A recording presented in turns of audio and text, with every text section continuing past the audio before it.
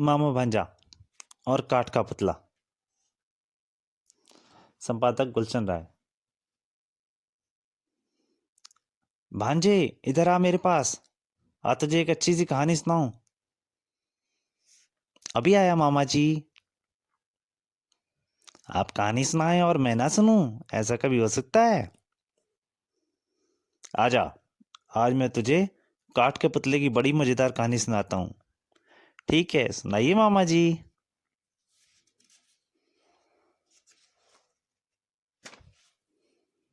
बहुत समय पहले की बात है। एक छोटे से गांव में सब लोग सोए हुए थे, लेकिन एक खिड़की से लैंप की रोशनी बाहर आ रही थी। एक अनजाना अट्टी जिसके कपड़े फटे हुए थे, धूल की परतें जिसके शरीर पर जमी थीं, ठहरने के लिए जगह तलाश कर रहा था। तभी उसे एक मकान में रोशनी दिखी। चिमनी में से धुआं उठ रहा था। जहां से धुआं उठता है वहां आग जरूर होती है। जहां आग होती है वो जगह मेरे रहने लायक होती है, क्योंकि मेरा नाम घुमंतू चींटा है। घुमंता चींटा दरवाजे से नीचे बनी खाली जगह की तरफ भागा।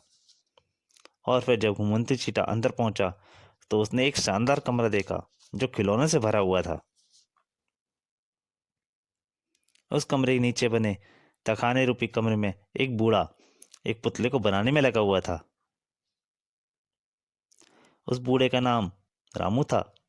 बच्चे उसे प्यार से रामू काका कहते थे। रामू काका ने अपनी सारी जिंदगी बच्चों को खुश करने में गुजार दी थी।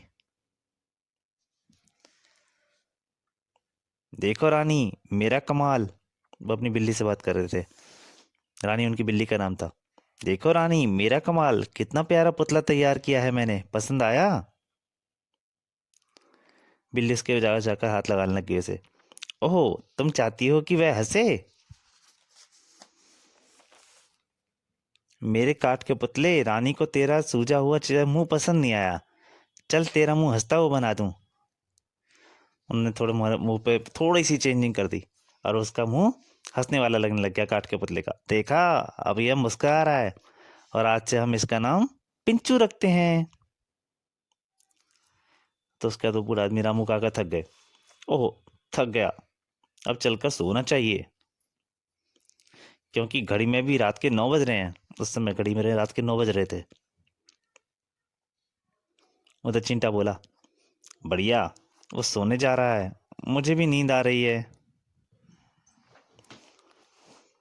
रानी देखो, तो आज आसमान में इच्छा पूरी करने वाला तारा निकला है। मेरी इच्छा है कि पिंचू सचमुच जीवित हो जाए। उन्होंने आसमान में तारे को देखकर पिंचू मतलब उसके लिए, काठ के पुतले के लिए इच्छा प्रकट की। उधर घुमंटू चीटे ने अपनी सोने की जगह ढूंढ ली थी। वो एक माचिस में घुस गया था।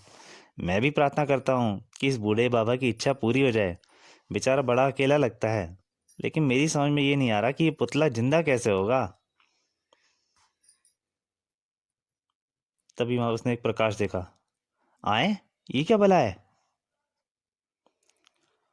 अरे, ये तो इच्छाधारी पूरी करने वाले तारा है। अब ये खिड़की के रास्ते अंदर आ रहा है। और उसने अभी इतना ही बोला था। तब तक घुमंतू चींटा तारे की चकाचौंध से उभरता वो तारा एक सुंदर परी में बदल गया, जिसने नीले कपड़े पहन रखे थे। और उसने देखा वो सोते हुए रामू काका और उस बिल्ली के पास पहुंच गया। फिर वह परी रामू के बिस्तर के पास पहुंची। प्यारे रामू काका, तुम दूसरों के प्रति हमेशा उदार रहे हो। तुम्हारी यह इच्छा जरूर पूरी होगी।